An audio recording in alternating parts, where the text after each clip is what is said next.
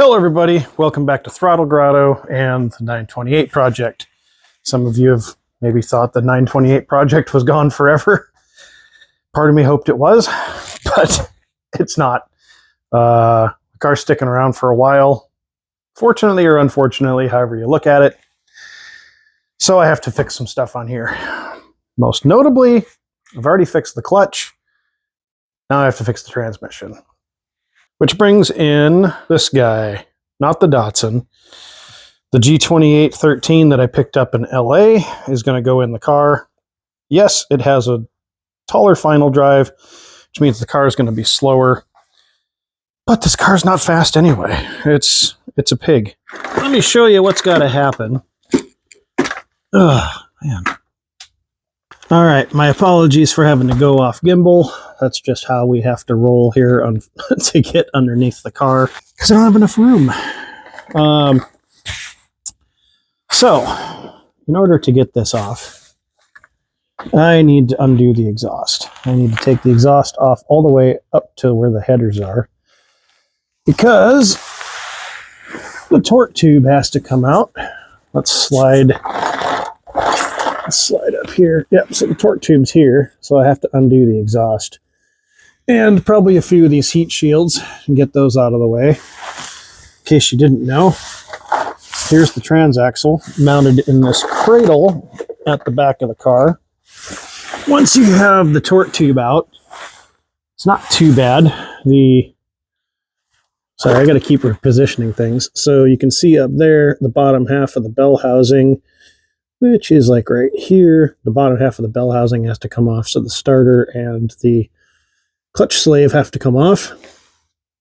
And then all this just drops down out of the way, which is actually convenient.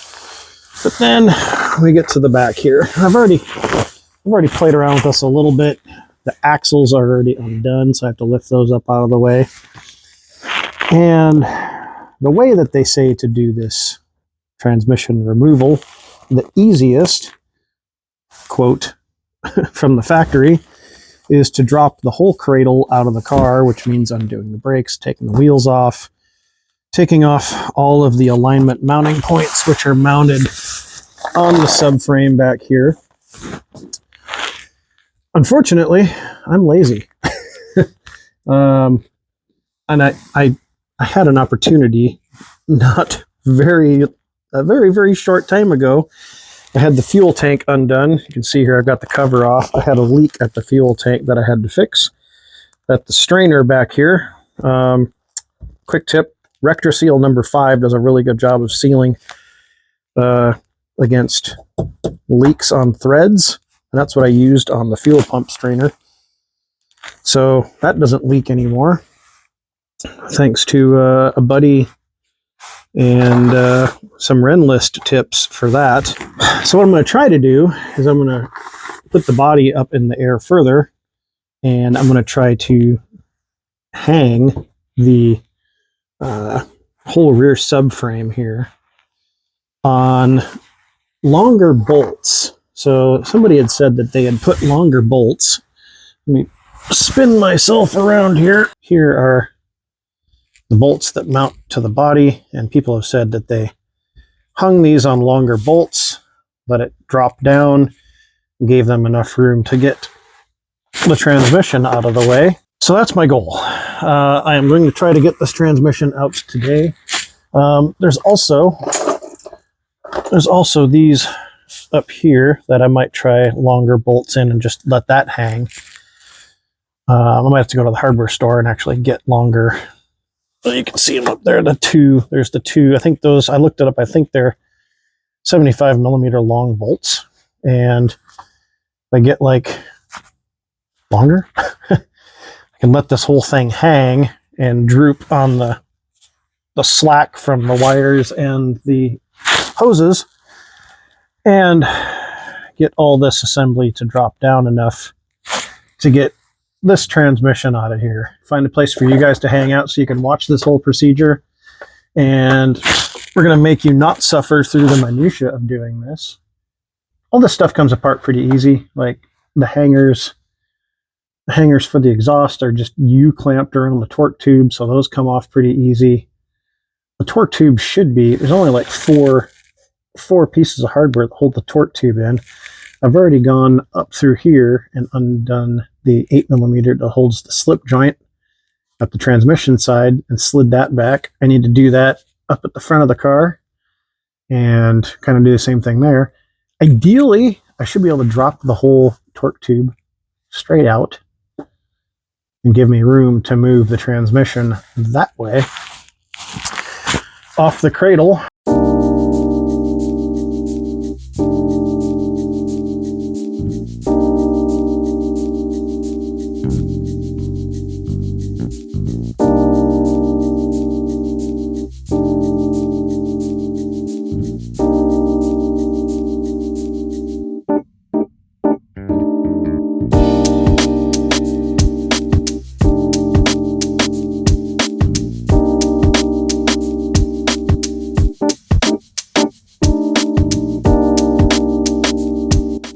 Okay, so here's the current state of the struggle right now.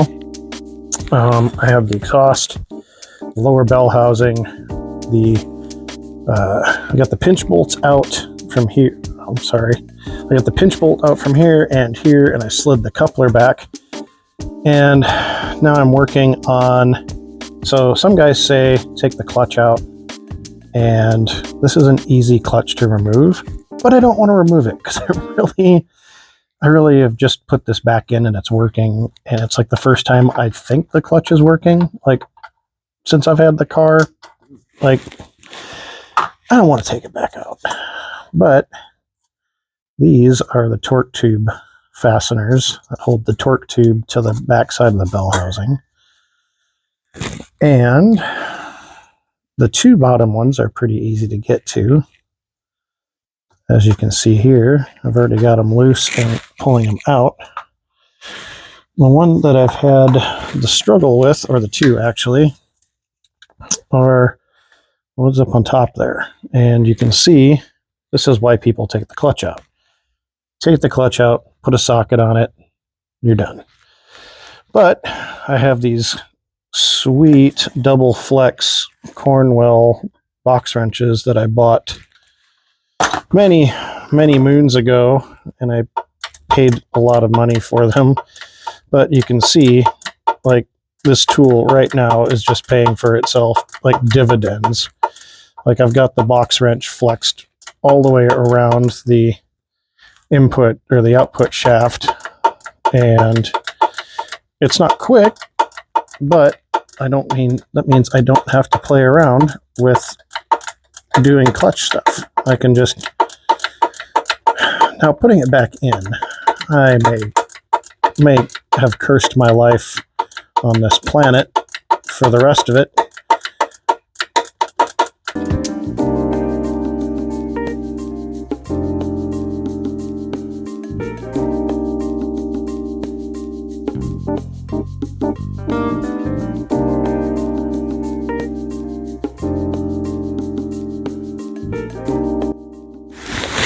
All right, so this is the way we've got things so far.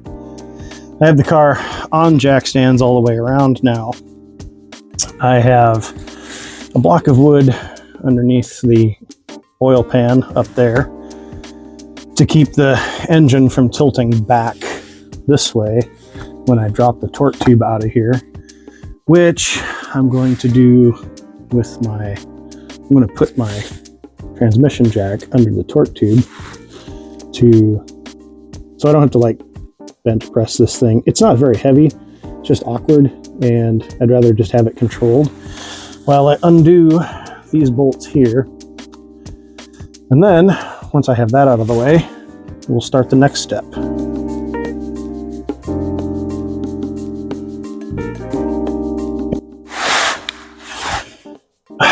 Okay, after a lot of struggling, the torque tube is out, and now I have to get the transmission out.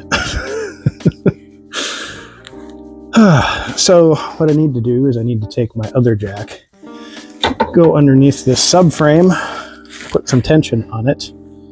And then I'm going to replace the subframe bolts with these. So they are significantly longer, which should allow this whole rear subframe just to hang on those bolts. And then I take the longer bolts here and put them in the front where the other two bolts mount to the body. And hopefully this whole thing hangs down just low enough that I can walk the transmission on the jack right out the front and then from underneath the car. Okay, so this is where we're at. I have my long bolts in. I don't know if I can actually show you this.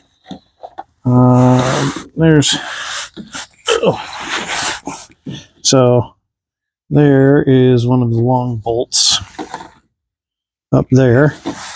And then over on the driver's side, there is another one of the longer bolts.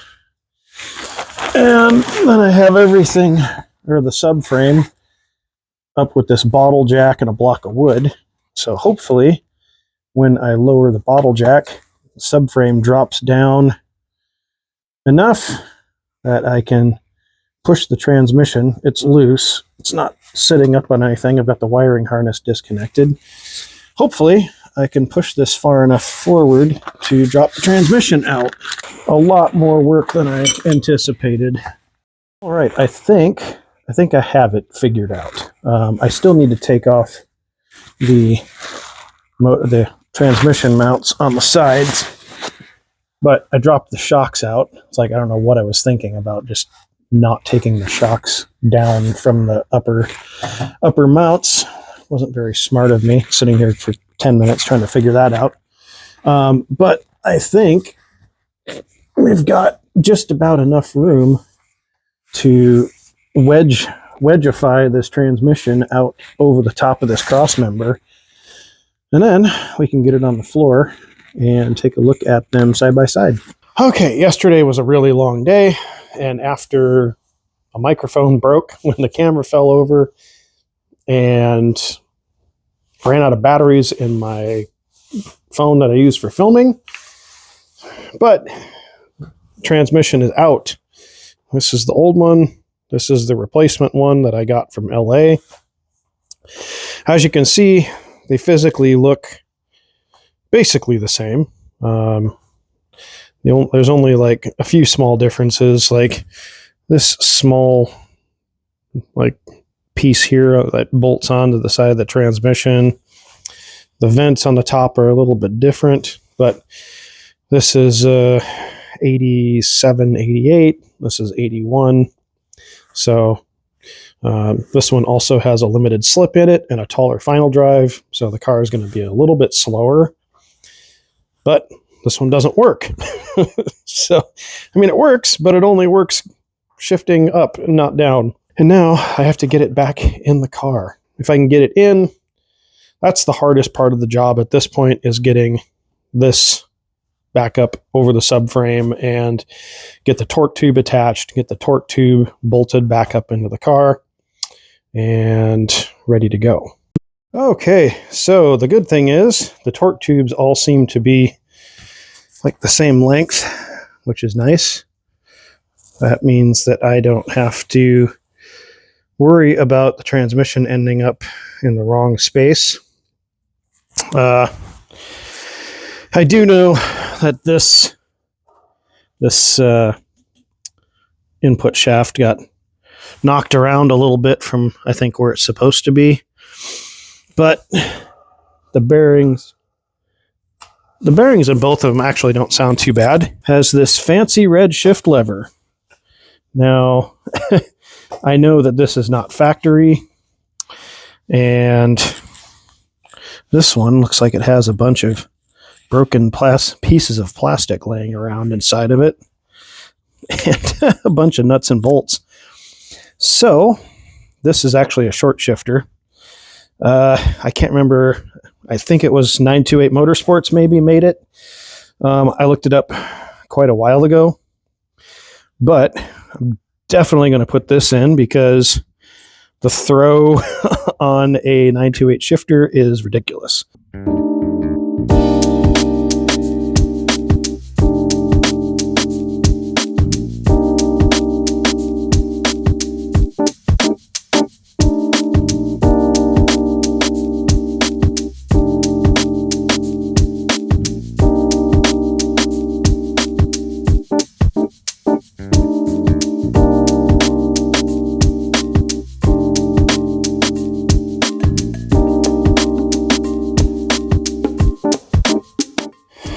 Okay, so after some idiocy on my part, not realizing the axles were actually what was holding everything up.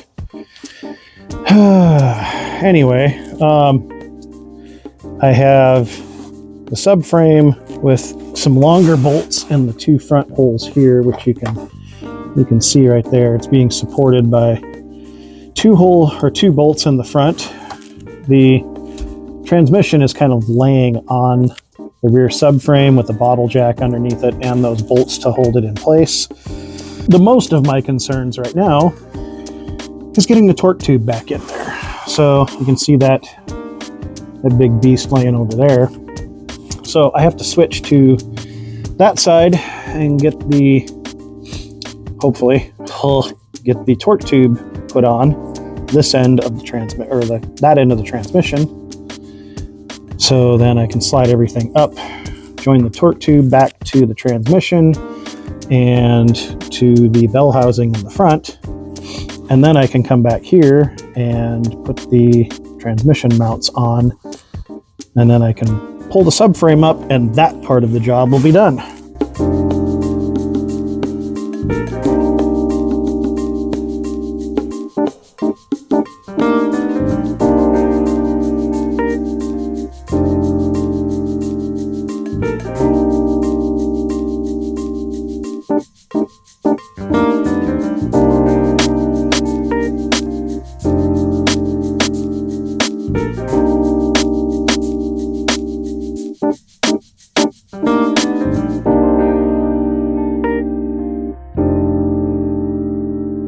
All right, everybody, it is day 3 of the transmission swap project. Fortunately, or unfortunately, knocked the camera over, ran out of battery, the gimbal died, my dog ate my homework, had spastic colon, a whole bunch of things prevented me from videoing the last part of the transmission install. But there's a few key things that I learned along the way, and I'm going to pass those to you now. One of them is don't do a transmission install on a 928. All right, underneath the car, we are very, very loosely in a state of everything bolted in. I've got the transmission mounts on loosely, in place. The top bolts are tight. The bottom ones are still loose. I need to tighten those up. Need to install the e-brake cabling things here. I need to go back through and fix this wiring harness. So I probably have to swap this switch out or pull it out of the car and fix it. And then put it back in. I still have to hook up the shift linkage, was up here on top of the torque tube. A little bit of a pain. I might have to phone a friend to actually help get that connected, like someone to run the shift lever in the car while I slide that back on. Turns out there's on top of that, underneath that boot somewhere, like a 4mm Allen that I didn't know about. That would have made my life so much easier.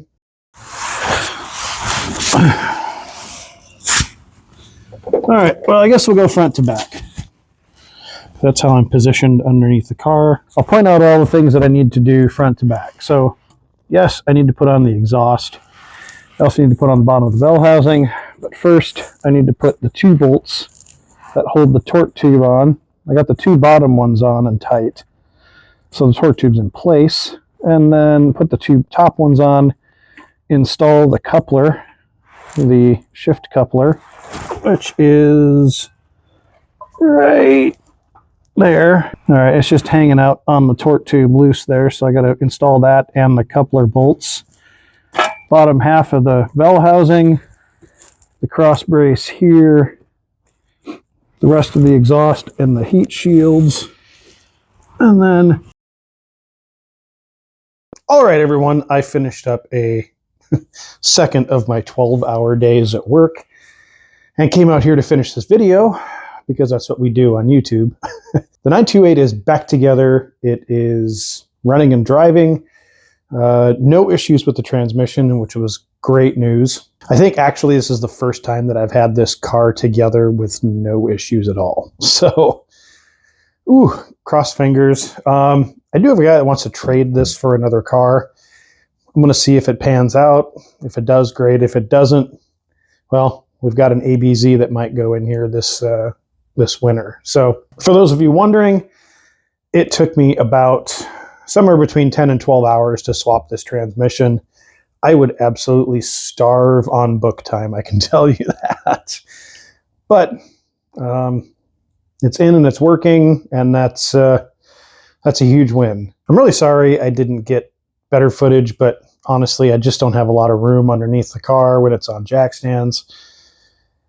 And I tried to show you guys the ins and outs of the little gotchas that would catch you up on doing a swap like this. But that's all the time I have for tonight. Thank you guys so much for watching and subscribing and telling your friends and all that stuff. So off to the editing booth I go, and until next time, get out there and work on something.